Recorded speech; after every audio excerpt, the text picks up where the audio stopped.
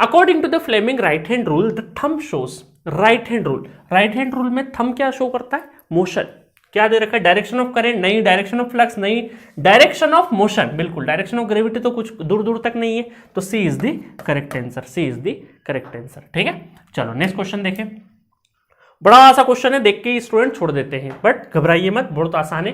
A wire bend into a semi circular in the centre, है ना, centre से semi circular एक wire है, उसको बेंड कर दिया, सेंटर से इसको सेमी सर्कुलर बना दिया, ठीक है। And straight at both and, दोनों एंड पे स्ट्रेट है ना, एक वायर है उसको बीच में बेंड कर दिया, बाकी दोनों जो एंड है वो स्ट्रेट ही है। क्या पूछा है? Magnetic field B pointing outward to the page, dot का मतलब क्या है? मैग्नेटिक फील्ड बाहर की साइड में आ रही है।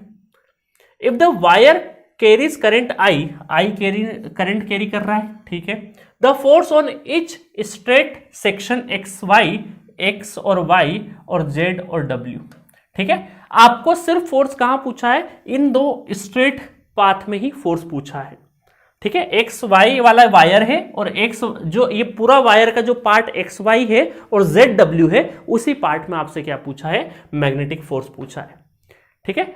अब देखो जीरो तो नहीं है, पहले ये चेक कर ले, क्योंकि जीरो भी ऑप्शन में है। सबसे पहले तो जीरो चेक कर लेते।